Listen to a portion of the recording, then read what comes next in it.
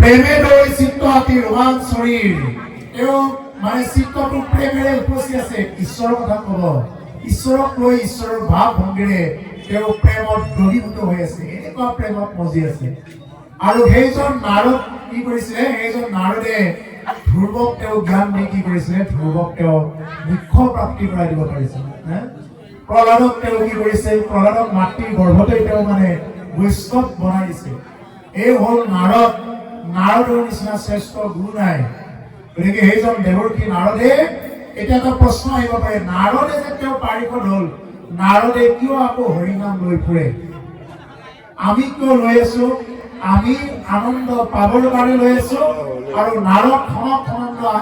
সনাতন সনত কুমাৰ এনেকুৱা চাৰি সিদ্ধসকলে কি কৰি আছে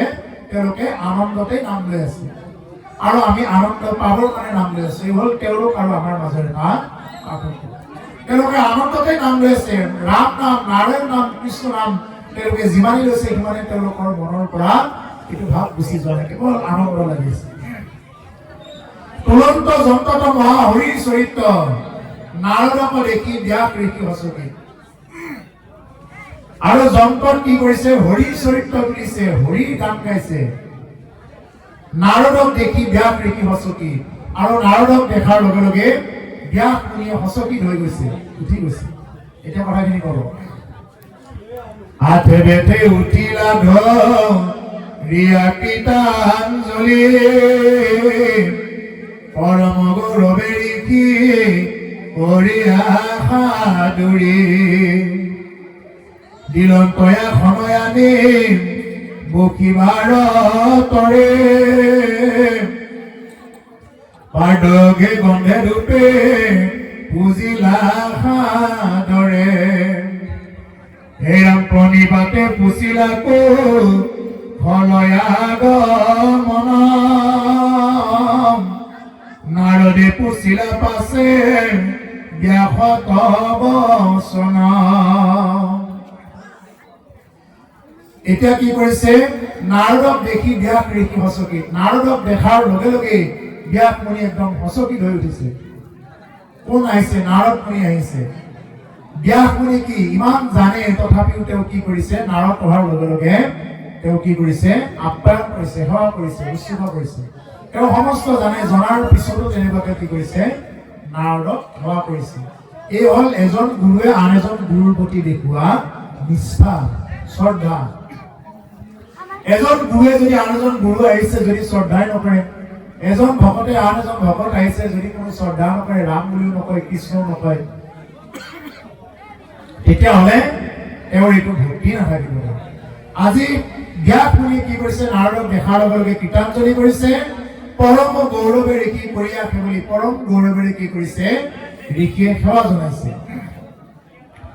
দিলন্ত আসন আনি বকিবাৰ কৰে পাদ্যৰ্গে ধূপদীপে পুজিলা সাদৰে আসন আনি দিছে আৰু পাদ্যে অধ্যে গন্ধে পুষ্পে কি কৰিছে ব্যাসে নাৰদ মুনি কি কৰিছে তেনেকুৱাকে আদৰ কৰিছে প্ৰণিপাতে পুচিলা কুশল আগমন প্ৰণিপাত জনাই পুজিছে কুশল আগমন আমি যে মানুহ আহিলে সোধো বোলে আপুনি ভালে ভালে আহি পালেনে ভালে আছেনে ঘৰৰ ভালে আছেনে যিবিলাক নেকি সোধা হয় ঠিক তেনেকুৱা ধৰণৰ কথা ব্যাসে কুশল আগমনৰ কথাখিনি নাৰদ মুনিৰ আগত কৈছে যে ভালে আহি পোৱা হ'ল নে কেনেদৰে হে ৰাম হাকিয়া বুলন্ত ঋষি কহিতান্ত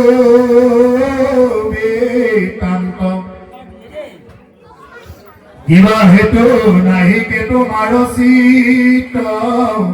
শান্ত মহাউচ পিছকীয় থিৰনহি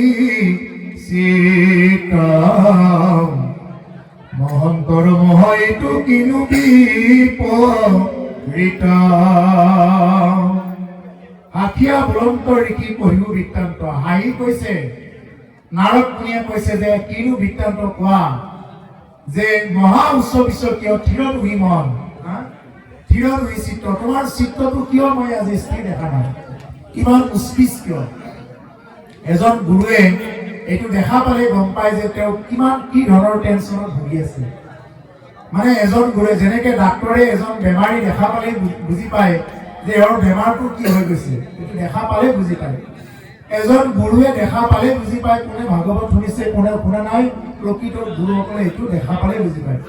যেনেদৰে শুকদেৱে কোনে শুনিছে শুনা নাই চাই এই শেষৰ পিনে বহি থকা সুতক কি কৰিব আজ্ঞা কৰিব যে ভৱিষ্যতে যদি কোনোবাই কৃষ্ণ কথা শুনিব ইচ্ছা কৰে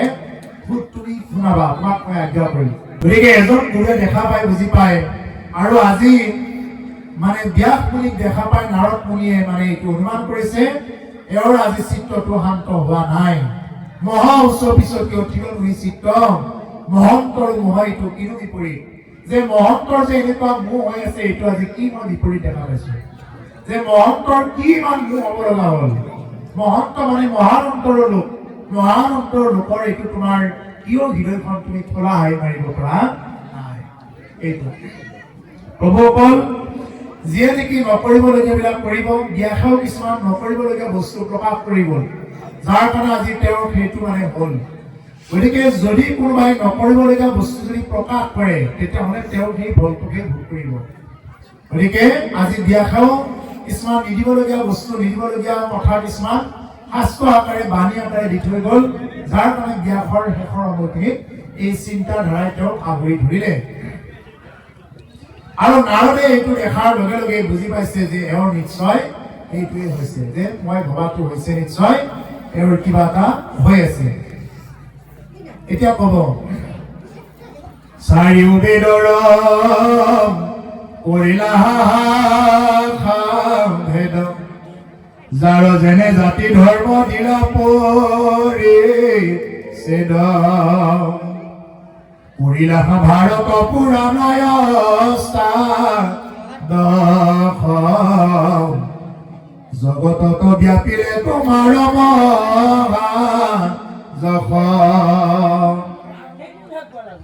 ব্ৰহ্মা গোহাঁই কাক পৰে পৰাদিত তথাপি তোমাৰ কেনে অসন্তুষ্ট চিত কহিও কৰি কি মোত ইহাৰ কাৰণ ও শুনি প্ৰণিপাতে ব্যাসে ও ভুলি যাব চনয় ৰাম ৰাম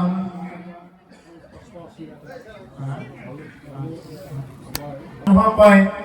যে নাৰদৰ নিচিনা সৰু কথাটোত লগাই আছে বুলি যে কয় নাৰদৰ এই কথাটো ধ্যাই মানে নাৰদ এনেকুৱা এজন স্পষ্টবাদী আছিলে নাৰদে আছিলে প্ৰথম নিৰ্ভীক সাংবাদিক তেওঁ দেৱলোকত যি কথা ক'ব সঁচা কথা ক'ব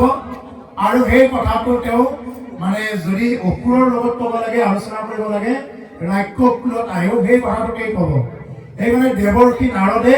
দেৱকুলতো সন্মান পায় আৰু ৰাক্ষসকুলতো সন্মান পায় শাস্ত্ৰত গোটেইখিনি দিয়া আছে দেৱৰ্ষি নাৰদ হ'ল নিৰ্ভীক সাংবাদিক কিন্তু দেৱৰ্ষি নাৰদৰ লগত যদি আমাৰ মানুহক নিজায় এইটো আটাইতকৈ দুৰ্ভাগ্য যে নাৰদৰ নিচিনাকে সৰু কথাটোত মানে এইটো কি নাৰদে যিহেতু স্পষ্টবাদী কিন্তু আমাৰ মানুহে স্পষ্ট কথা নকয়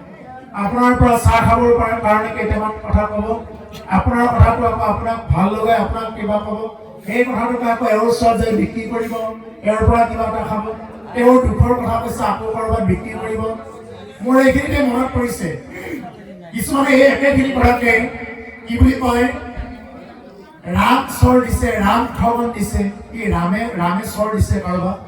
ৰাম ঠগন বুলি কয় ফেচবুকত কিছুমানে ৰাম ঠগন বুলি লিখে কিছুমান নেতা নেত্ৰী আছে মই নাম নকওঁ এখনৰ পৰা ইদিনাখনে এজন নেত্ৰীয়ে কৈছে এজন পাৰ্টীৰ নেত্ৰীয়ে কৈছে ৰাম ঠগন ৰামে কাৰোবাক ঠগাইছে যি মৰ্যাদা পুৰুষোত্তম ৰামচন্দ্ৰ কাৰোবাক ঠগাইছে ৰামে দেখা পাইছে কোনোবাই ৰামক ঠগোৱা ৰামে কাৰোবাক ঠগাইছে কিন্তু ৰাম ঠগন ৰাম চৰ এইবিলাক শব্দ নাপায় ক'বৰ কাৰণে এইটো অপৰাধ আৰু সেইজন নেত্ৰী মই এতিয়া নামটো নকওঁ নেত্ৰী এগৰাকীয়ে কৈছে মোকে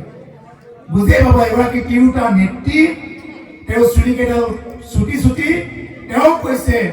যে ৰাম ঠগন বুলি এটা শব্দ বাৰ বাৰ আজিৰ পৰা 4 দিন মান আগত কৈ দিছে ৰাম ঠগন কি ৰাম ঠগন ৰামে কাৰোবাক ঠগাইছে কাক ঠগাইছে যি মৰ্যাদা পুৰুষোত্তম ৰামে মৰ্যাদাত নিবাহন কৰিছে ৰাম যিমান দিনলৈ থাকিল সিমান দিনলৈ অযোধ্যাত মানে কি হৈ গ'ল শান্তি ৰাম ৰাজ্য এইকাৰণে কয় সমস্ত প্ৰজাবিলাকক কি কৰিছে ৰামে সমস্তকে লৈ গৈছে বৈকুণ্ঠত ৰাম ৰাজ্য ৰাম জন্ম হোৱাৰ সময়খিনি তেতিয়াৰ পৰা ৰাম ৰাজ্য বেমাৰীয়ে হোৱা নাই বেমাৰে নহয় মানুহৰ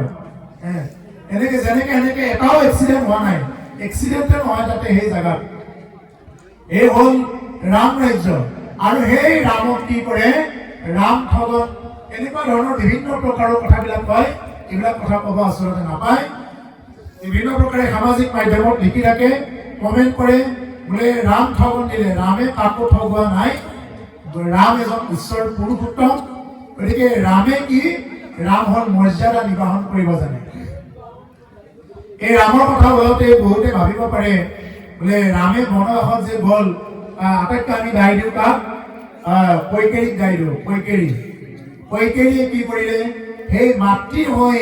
ৰামক বনবাস দিয়ালে 14 বছৰ আচলতে কৈকেৰীক ৰামে কি কৰিছিলে সেই মাতৃ মই তোমাৰ আগত এটা মই অনুৰোধ কৰোঁ তুমি দিবানে মানে ৰামে কি কৰে সৰুৰ পৰা মাকৰ লগত মানে কৌশল্যাৰ লগত তেওঁ কি নকৰে নাথাকে সৰুৰ পৰা তেওঁ কি কৰে এই মানে কৈকেৰীৰ লগতহে ৰাতি শুৱে আৰু কৈকেৰী সৰুৰ পৰা ইমানেই ভাল পায় কৈকেৰীয়েও ইমান মৰম কৰে ৰামক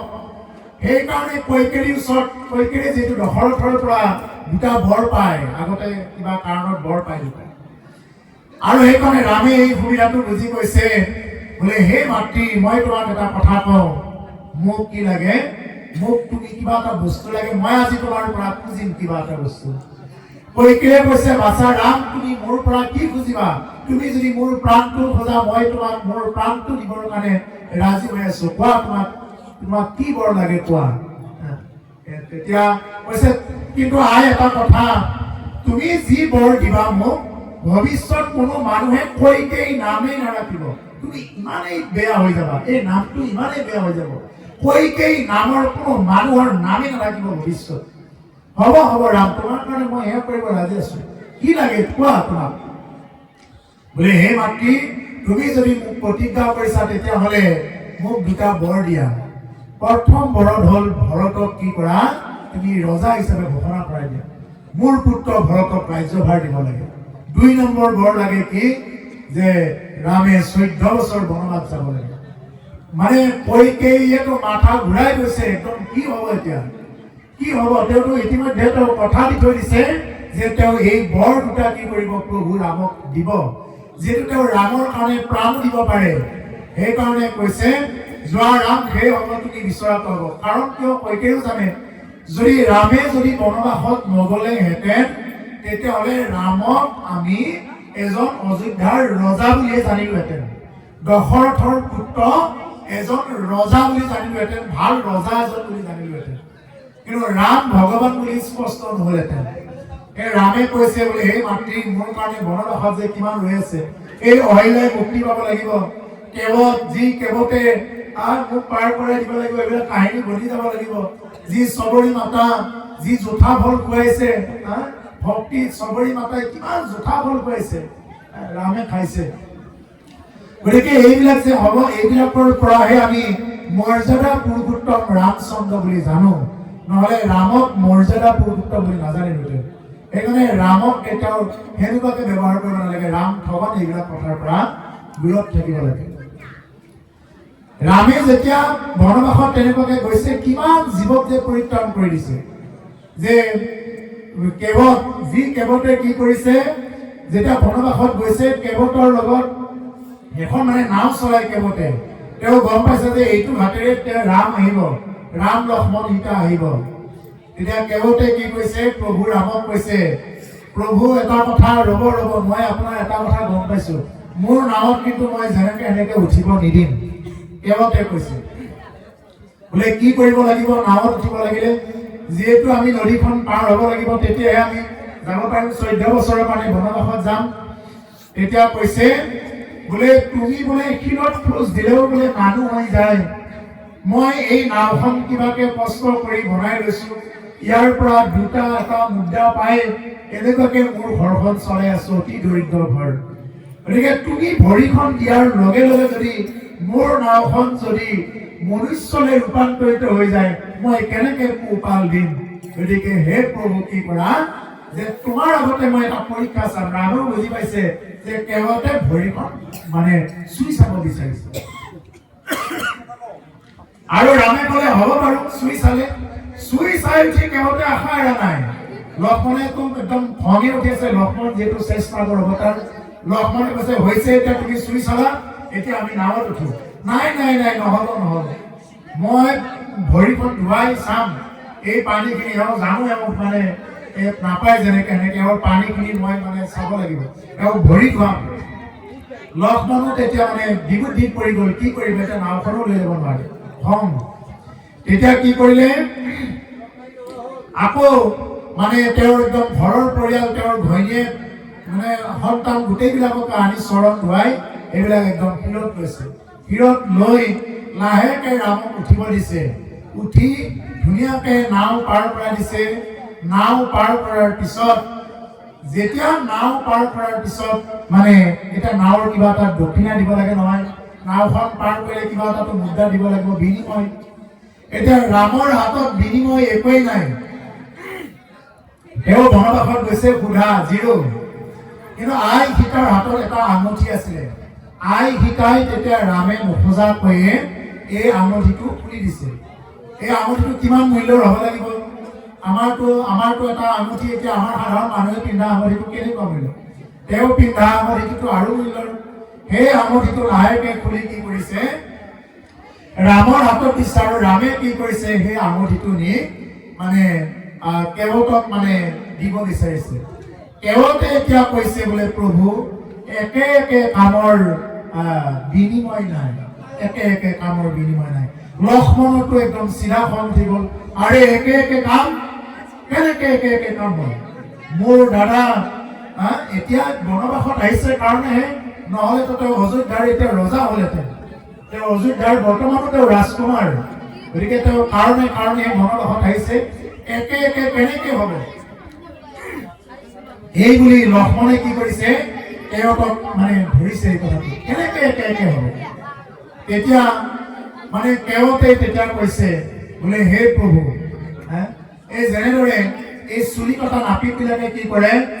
যদি নাপিতৰ চুলি কাটিব লগা হয় তেওঁ বেলেগ এটা নাপিতৰ ওচৰত যাব তেতিয়া বিনিময় নাই আকৌ তেওঁৰো চুলি কেইডাল এওঁ কাটি দিব এইটো বিনিময় নাই ঠিক তেনেকুৱা আপুনিও এখন নদীৰ মালিক আৰু ময়ো এই নদীখনৰ মালিক গতিকে এই নদীখনৰ মালিক হলো মই বুলি কৈছে যে এই নদীখনৰ মালিক মই আৰু আপুনি হলা ভৱ নদীখনৰ মালিক ভৱ সংসাৰ যিখন ভৱ নদী এই ভগৱান যে এই ভৱ নদীখনৰ মালিক হলা আপুনি আৰু এই নদীখনৰ মালিক হলো মই এই বিনিময় একে কামৰ বিনিময় নাই এই বুলি কেৱল কিমান ডাঙৰ ভক্তি কৰিব এই হ'ল ভক্তি পূৰ্বক কেৱল জাতি নিজ জাতি বুলি কৈছিলে আৰু তাৰ পৰাই পৰিৱৰ্তনসকল অহা বুলি কয় কিছুমানে হয় নহয় এইটো পিছৰ কথা তাৰ পৰাই অহা বুলি কয় তেতিয়া লক্ষ্মণে বুজি পালে যে আচল কথাটো ক'ত কৈ আছে বোলে প্ৰভু আজি এই নদীখন মই তোমাক মানে কোনো বিনিময় নোহোৱাকে পাৰ কৰাই দিছো মোৰ যিদিনা নেকি শেষ সময় আহিব সেই সময়খিনিত সেই ভৱ নদীখন যাতে তুমি মোক পাৰ কৰাই দিয়া এই বুলি ৰামৰ ওচৰত প্ৰাৰ্থনা কৰিছে এই হ'ল কেৱল যে মোৰ যিদিনা অন্তিম সময় আহিব সেইদিনা যাতে হে ভগৱান তুমি যাতে সেই নদীখন মোক পাৰ কৰাই দিয়া আৰু সেইখনে ৰামে বনবাসৰ পৰা আহিয়ে চিধা কেৱটৰ ওচৰত গৈছে আৰু কেৱটৰ ওচৰত গৈ সেইদিনা আকৌ দৰ্শন দিছে প্ৰভু ৰামে গতিকে সেইকাৰণে প্ৰভুসকল এই হ'ল ভক্তিটো তেনেকুৱা আৰু আই সীতাৰ এটা কাহিনী বহুতে কিবা কৰে আই সীতা ভাবে যে আই সীতা অবলা একদম একো নাজানে সেইটো হ'ল ছায়া সীতাকে হৰণ কৰিছে আচল সীতা হৰণ কৰিব পৰা নাই আচল সীতাটো কেতিয়াবাই পাতলত লুকাই ধৰিছে ৰাৱণে আচল সীতা আইক হৰণ কৰাৰ সাধ্য নাই যেতিয়া জনক ৰজাই ধনুখন থৈ দিছিলে আই সীতাই যেতিয়া ঘৰ হাৰিব লগা হয় এই ধনুখন দাঙি তেনেকুৱাকে বাঢ়নিডাল এনেকুৱাকে তলেৰে ঘূৰাই আনে তেতিয়া দেখি আচৰিত মানিছে যে যি ধনুখন ইমানবিলাক ৰজা আহি দাঙিব পৰা নাই একমাত্ৰ ৰামে দাঙিছে ৰাৱণো আহিছে কিন্তু ৰাৱণো দাঙিব পৰা নাই কত যিমানবিলাক ৰজা আহিছে আমি খুলীয়া ভাৱৰীয়াৰ পৰত গাওঁ এই ভাৰতৰ ৰজাগণয়ে হৰিয়াকে ধীৰে ধীৰে স্বয়ম্বৰ পাতিলৰে এই ভাৰতৰ ৰজাগণয়াকে ধীৰে ধীৰে স্বয়ম্বৰ পাতিলৰে ওহে জনে পৰা জন ধনু ভাঙিবাৰ মনে ৰাখে ৰাজা গণ স্বয়ম্বৰ পাতিলৰে দৰঙীয়া পৰা কৃষ্ণৰ লগত জড়িত থকাসকলে জানিব এই ওঝাৰপুৰ গায়কে মাত চেচ যিকি নহওক যে এই জনপ্ৰজাৰ আৰম্ভণি মানুহখিনিত আমি যেতিয়া ফুলীয়া ভাৱৰীয়া নাট কৰোঁ ৰামায়ণ যেতিয়া কৰোঁ তেতিয়া এই জনপ্ৰজাই যেতিয়া মানে ধনুৰ মানে যেতিয়া নেকি এই স্বয়ম্বৰ আয়োজন কৰিব ঘৰৰ ধনু মানে দাঙি ভাঙিব লাগে এই তেতিয়া কি কৰে এই গীতটো দিয়া হয় আই সীতাই সেই ধনুখনটো ঘৰ আহোঁতে এখন হাতেৰে দাঙি এখন হাতেৰে সাৰি নিয়ে আৰু তেতিয়াই জনপ্ৰজাই প্ৰতিজ্ঞা কৰিছে যে এই সীতাক যদি মই দিয়া দিব লগা হয় এই সীতাক এনেকুৱা এজন বৰলে দিয়া দিম যিজন বৰে এই ধনুখন এখন হাতেৰে ধৰি দাঙি ভাঙি দিব পাৰিব এনেকুৱা এজন বৰলেহে মই মোৰ সীতাক দিয়া দিম আই সীতা অলপ ধেমালি নহয় যে ৰাৱণে যে সাধাৰণতে ধৰি নিব এইটো এটা মাত্ৰ নিমিত্ত লীলাহে আচল সীতাক ৰাৱণে চুব নোৱাৰে জ্বলি যাব প্ৰতিপ্ৰতা নাৰীক যদি কোনোবাই স্পৰ্শ কৰে যি প্ৰতিপ্ৰতা নাৰী আছে যদি প্ৰতিক লৈ যদি সদায় শ্ৰদ্ধা ৰাখে এক প্ৰতি নিষ্ঠাৰ বাহিৰত যদি অন্যৰ প্ৰতিৰ প্ৰতি যদি তেওঁ অকণমান যদি নাৰখা নাই তেনেকুৱা নাৰীক যদি কোনোবাই অকণমান অত্যাচাৰ কৰে অকণমান যদি বেয়া চকুৰে চায় জ্বলি পুৰি চাৰখাৰ হৈ যাব পাৰে গতিকে সেইকাৰণে প্ৰভুসকল এই ধ্বংস লীলাটো তাৰ পৰা আহিল ৰাৱণ যিহেতু এটা পাৰিকৰ আছিল তাৰ পৰাই মানে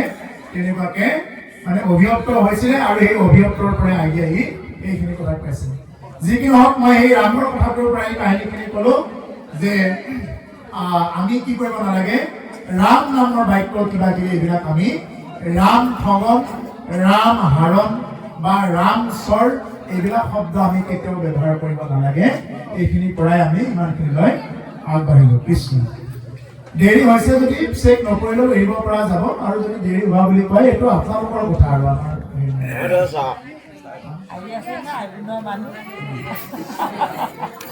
দেৰি হৈছে চাৰিও বেদৰ কৰি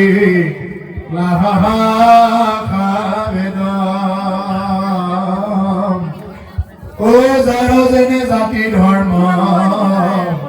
বিনা পৰিছে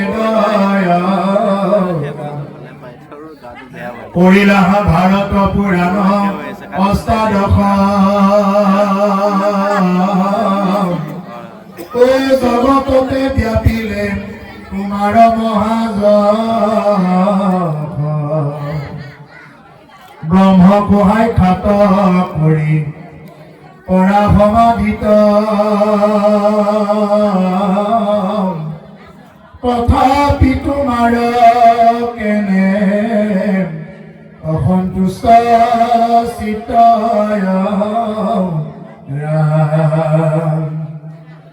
কহিও ঋষি মুত ইহাৰ কাৰণ শুনি প্ৰণিপাতে ব্যাসে বুলিলা বচন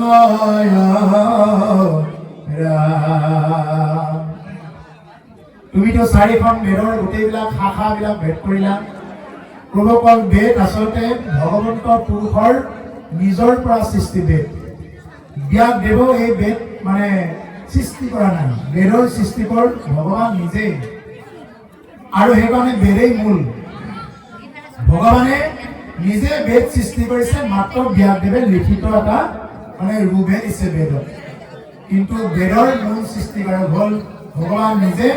আৰু যেহেতু ভগৱান নিজে সেইটো সৃষ্টি কৰিছে গতিকে ব্যাসদেৱ এটা কলা অংশ অৱতাৰ গতিকে সেই ভগৱানৰে অৱতাৰ হৈ ভগৱানে কি কৰিছে ব্যাসে এই কথাবিলাক লিপিবদ্ধ কৰিলে কৈছে কৰিলা ভাৰতৰ পুৰাণ অষ্টাদশ জগতত ব্যাপিলে তোমাৰ মহাজ এনেকুৱাকে ভাৰত পুৰাণ আদি কৰি অষ্টাদশ পুৰাণ ৰচনা কৰিলা জগতত ব্যাপিলে তোমাৰ মহাজগ, গোটেই জগতত তোমাৰ জগ ব্যাপি পৰিল, গোটেই জগতত ব্যাপ বুলি ক'লে কোনে নাজানে, সমস্ত জগততে তোমাৰ জগ ব্যাপি পৰিল। ব্ৰহ্মকো সাক্ষাৎ কৰি কৰা সমাধি, তুমি ব্ৰহ্মকো কি কৰিব পাৰা, সাক্ষাৎ কৰিব পাৰা, সমাধিত তুমি সাক্ষাৎ কৰিব পাৰা। তথাপি তোমাকো কেনে অসন্তুষ্ট আছিল, তথাপি তোমাৰ কিয় অসন্তুষ্ট আছিল? কিছুমান মানুহে যে অসন্তুষ্ট চিত্ত হৈ থাকে, কিয় চিত্ত হৈ থাকে? মানুহে দামী ঘৰ বান্ধিব পাৰিব, দামী বিচনা কিনিব পাৰিব, কিন্তু টোপনিটো কিনি ল'ব নোৱাৰে। দামী বিচনাখন কিনি ল'ব পাৰিব, কিন্তু টোপনিটো কি কিনি ল'ব নোৱাৰে। টোপনিটো কিনিব লাগিলে কি কৰিব লাগিব? তেওঁ ৰাম নাম কৃষ্ণ নাম ভক্তিৰ লগত যুক্ত হ'ব লাগিব, তেতিয়া তেওঁৰ টোপনি কেতিয়া আহিছে গমেই নাপাব। স্লিপিং টেবলেট যদি কোনোবাই খাই আছে, এই স্লিপিং টেবলেট খোৱা কমাই দিব পাৰিব, নহ'লে কম পাৱাৰলৈ আনি এইটো একদম শেষ কৰি দিব পাৰিব। গতিকে যি নেকি আধ্যাত্মিকভাৱে পুষ্ট নহয়, সেই মানুহে খোলা আহি মাৰিব নোৱাৰে, খোলাকে কথা ক'ব নোৱাৰে। এতিয়া চাব, যিমান ডাঙৰ ডাঙৰ অট্টালিকাত আছে, ডাঙৰ ডাঙৰ অট্টালিকাত থাকিও মানুহে নিজে নিজে তেল ঢালি জ্বলি গৈছে। কিয় কিয় জ্বলি ফুৰি মৰি গৈছে? ডাঙৰ ডাঙৰ অট্টালিকাৰ পৰা কিছুমানে জাপ দি মৰিছে। কিয়? আপুনি মইতো ভাবি আছো বোলে অট্টালিকাত থকাজনে সুখত আছে, তাতে নিজে গাত তেল ঢালি জ্বলাই দিছে। কিয় জ্বলাই দিছে? এইবিলাক বহুত কাৰণ আছে। সেইকাৰণে প্ৰভুসকল, আমি কি কৰিব লাগে? সেইবিলাক সুখ বোলা বস্তুটো আমি ক'ত পাম? কেৱল মাত্ৰ ভক্তিৰ লগত সাধনাৰ জৰিয়তেহে পাম। সাধন নোহোৱাকে তুমি যিমান বাস্তু শাস্ত্ৰ অধ্যয়ন নকৰা কিয়, যিমানেই তুমি গ্ৰহ নক্ষত্ৰৰ জাপ তাবিজ নোলোৱা কিয়, তোমাৰ কোনো ধৰণৰ কামেই নকৰিব। মই এইখিনিতে কৈছো, যাৰ বাস্তৱটোৱে ঠিক নাই, তাক বাস্তুৱে কি কৰি দিব? আজিকালি বাস্তুক লৈ মোবাইলত বহুত প্ৰচাৰ, বাস্তু শাস্ত্ৰক লৈ এনেকুৱা প্ৰচাৰ চলি আছে, মানুহ কিছুমান বিভ্ৰান্তত পৰি গৈছে। বোলে মই পাকঘৰটো এইটো কোণাত ৰাখিম, মোৰ শুৱনি কোঠাটো এইটো ঠাইতহে ৰাখিব লাগিব, এইটো ঠাইত নাৰাখিলে নহ'ব,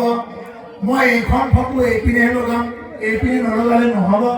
যিবিলাক নেকি বাস্তু বুলি মানুহে পগলা হৈ আছে। যি মানুহে বাস্তৱটো ঠিক নকৰে, বাস্তৱটো যদি ঠিক নকৰে, তেওঁক বাস্তুৱে কোনো ধৰণৰ কাম নকৰে। আপুনি ঘৰত চাবি কোচা থৈ দিছে, আজি যাই কৰবাত থৈছে, কালি যাই কৰবাত থৈছে, বিচাৰি হাহাকাৰ, বাস্তুৱে কি কৰি দিব তেতিয়া? আপুনি ধুনীয়াকৈ এটা গজাল মাৰি থৈ দিয়ক, সেই ঠাইতেই চাবিটো পাব,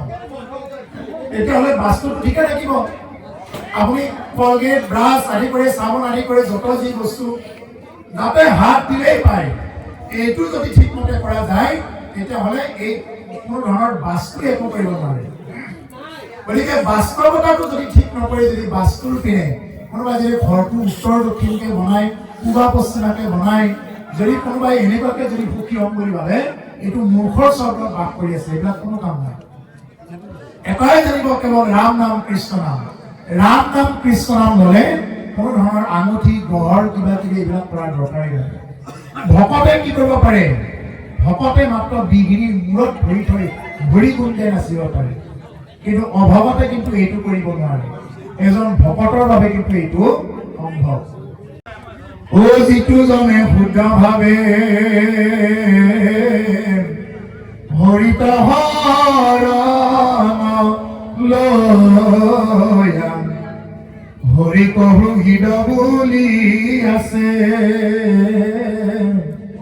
হৰি ৰত্ন সাদেহিত বিঘিৰ মুণ্ডত, হৰি দিয়া হৰি গুণ গায়া নাচে, ৰাম দিয়া হৰি গুণ গায়া নাচে। যিটো জনে মানে শুদ্ধভাৱে হৰি কীৰ্তন কৰে, হৰিক সুহিত বুলি আছে, যে নেকি হৰিক নিজৰ বান্ধৱ বুলি আছে, হৰিৰ কৃপাত সিটো বিঘ্নিৰ মুণ্ডত ভৰি দিয়া হৰি গুণ গায়ন আছে। হৰিৰ কৃপাত কি কৰিব পাৰে? সেইজন ভকতে বিঘ্নিৰ মূৰত ভৰি থৈ হৰি গুণ গাই নাচিব পাৰে। আৰু যদি কোনোবা যদি অভকত হয়, তেতিয়াহ'লে তেওঁ তাবিজ ল'ব লাগিব, জাপ ল'ব লাগিব, বিভিন্ন প্ৰকাৰ তেনেকুৱা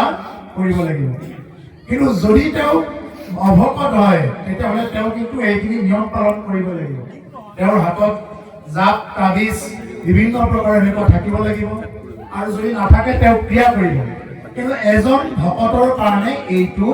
প্ৰয়োজন নাই সেইকাৰণে প্ৰভুসকল মই শেষেই কৰিম এতিয়া শেষত এটা কথাই কৈ থৈ গৈছো ভকত সদায় অবিধি কিংকৰ বিধিৰ কিংকৰ ভকত কিন্তু নহয় ভকত হ'ল অবিধি কিংকৰ আৰু বিধিৰ কিংকৰ কোনবিলাক বিধিৰ কিংকৰ হ'ল যিমানবিলাক অভকত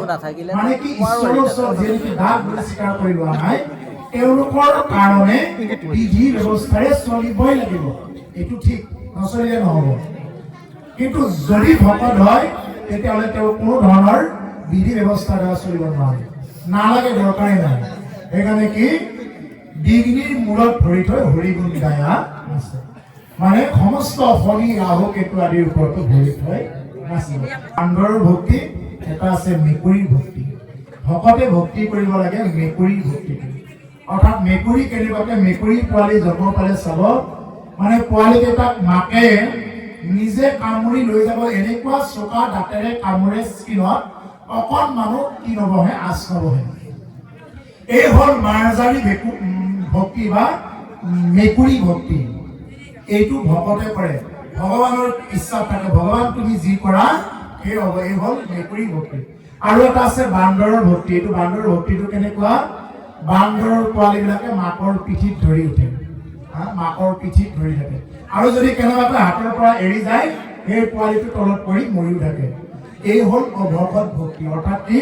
মইহে ভগৱানক ধৰিম এনেকুৱা ভক্তি কৰিব নালাগে ভগৱানক মই ধৰিম বুলি ভাবিব নালাগে হে ভগৱান তুমি মোক ধৰা মই ৰেডি আছো তুমি মোক ধৰা এই ভাৱেৰে যাতে চলি যাব পাৰো প্ৰভুসকল এই ভকতৰ সম্পৰ্কত লৈ দুআষাৰ ৰাখিলো প্ৰভুসকল আজি মই আপোনাৰভাৱে যিটো বিচাৰিছে হয়তো মই সেইটো হয়তো মানে দিবই পৰা নাই মই মাত্ৰ যিহেতু মানে বহি আছে যাৰ কাৰণে অন্য অনুষ্ঠানবিলাকত যিটো হিচাপত আমি সুৰৰ মাজেৰে সুৰ সমলৰ মাজেৰে যিটো হিচাপত লৈ যাওঁ আজি সেইটো কৰিব পৰা নাই কাৰণ মই যোৱা কালি পৰহিৰ পৰা একে অনুষ্ঠানত একে ৰাহে ঘূৰি আছো যাৰ কাৰণে ৰেষ্টৰ প্ৰয়োজন হৈছিলে যিকি নহওক আপোনাৰভাৱে ইমান ডাঙৰ এটা মহান অনুষ্ঠান ভাগত আপোনাৰভাৱে যি হৰিৰ অনুষ্ঠান ভাগ আয়োজন কৰিছে তাতে এই ভাগৱত পাঠ ব্যাখ্যা অনুষ্ঠান এই অনুষ্ঠান ভাগত আমাৰ দৰে মূঢ়মতী বৈজ্ঞানিক আপোনাৰভাৱে যে কৃষ্ণ কথা দুআষাৰ ক'বৰ কাৰণে মাতিছে তাৰ কাৰণে উদ্যোক্তাসকলৰ সমস্ত ৰেজিষ্ট্ৰেশ্যনত সেৱা জনাইছোঁ ভকতসকলৰ সমস্ত ৰেজিষ্ট্ৰেশ্যনত সেৱা জনাইছোঁ যদি কিবা কওঁতে গাওঁতে বঢ়া দুটা হৈছে বা তল ওপৰ হৈছে আপোনাৰভাৱে নিজৰ এজন বুলি যাতে আপোনাৰভাৱে এইখিনি কৃপা কৰি লয় আপোনালোকতকৈ বয়সতো সৰু জ্ঞান বুদ্ধিটো সৰু সেইকাৰণে আগলৈ যাতে আপোনাৰভাৱে এইটো কিবা ভুল থাকিলে শুধৰাই দিব আৰু এনেদৰে আমি ওচৰৰে মানুহ এনেদৰে যাতে আমি সদায় কৃষ্ণ কথা শ্ৰৱণ কীৰ্তন কৰি যাব পাৰোঁ সৰ্বতোশেষত এই কমিটিৰ যিসকল উদ্যোক্তা ইমান কষ্ট কৰি দিন ৰাতি কঠোৰ পৰিশ্ৰম কৰি এই অনুষ্ঠান ভাগ সাফল্যমণ্ডিত কৰিছে গতিকে তেওঁলোকক প্ৰভু ভগৱন্তই কৃপা কৰক যিসকলে দান দক্ষিণা আদি দি বিভিন্ন প্ৰকাৰৰ কালেকশ্যন কৰি নিজৰ ঘৰত নাথাকি ইমান ৰাতি দিন কৰি মানে ঘূৰি ফুৰিছে তেওঁলোককো প্ৰভু ভগৱন্তই কৃপা কৰক যিয়ে এই অনুষ্ঠান ভাগত যথাৰ্থ দান আগবঢ়ালে স্ব ইচ্ছাই সমস্তকে প্ৰভু ভগৱন্তই কৃপা কৰক আয়ুষত বিঘ্নি শূন্য হয় সদায় যাতে ঈশ্বৰৰ গুণগান গাই থাকিব পাৰে সৰ্বতোশেষত এই প্ৰাৰ্থনা জনাই আমি ভাগৱত পাঠ আৰু ব্যাখ্যা অনুষ্ঠান ভাগ ইমানতে আমি এটি গুহাৰে সমাপ্ত কৰিছোঁ কৃষ্ণ